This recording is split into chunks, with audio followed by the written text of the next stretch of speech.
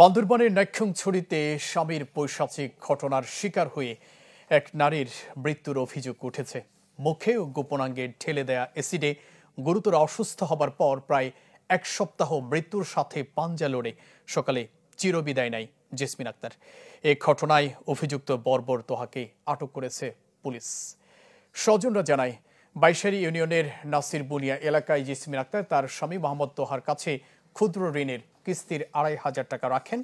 সে টাকা দিয়ে মাদক সেবন করে তোহা। গেল ৭ সেপ্টেম্বর জেসমিন টাকা চাইলে তাদের মধ্যে বাক বিতণ্ডা হয়। এ সময় মারধরের এক পর্যায়ে স্ত্রীর মুখে ও গোপনাঙ্গে অ্যাসিড ঢেলে দেয় তোহা। পরে নিজেই মুমূর্ষ স্ত্রীকে কক্সবাজার সদর হাসপাতালে নিয়ে যায়। ৬ দিন আইসিইউতে চিকিৎসাধীন ছিলেন জেসমিন। তোহা স্থানীয় রাবার বাগানে শ্রমিকের কাজ করে, সেখান থেকেই সে অ্যাসিড সংগ্রহ করেছিল বলে জানায় স্বজনরা। জামাইটা ওই গিয়া খাইতো, ওই ট্যাবলেট, তারপরে মদ, গাঁজা সব খাইতো। খাওয়ার পর কিস্তি নিয়েছিল, একটা কিস্তির টাকা জমা ছিল বাড়িতে।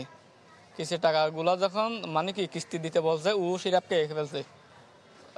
খাওয়ার পরে তারপরে যখন কিস্তি দেওয়ার জন্য যখন দিন আসে গেছে, বলছে মানে ওই কিস্তি দাও। কিস্তি যখন দিয়ে বলছে, ওকে মারিয়া মানে কি একবারে ওই অ্যাসিড খাওয়াইয়া এখান থেকে যাইলা মুখ তোক সব পুড়ে ফেলাইছে।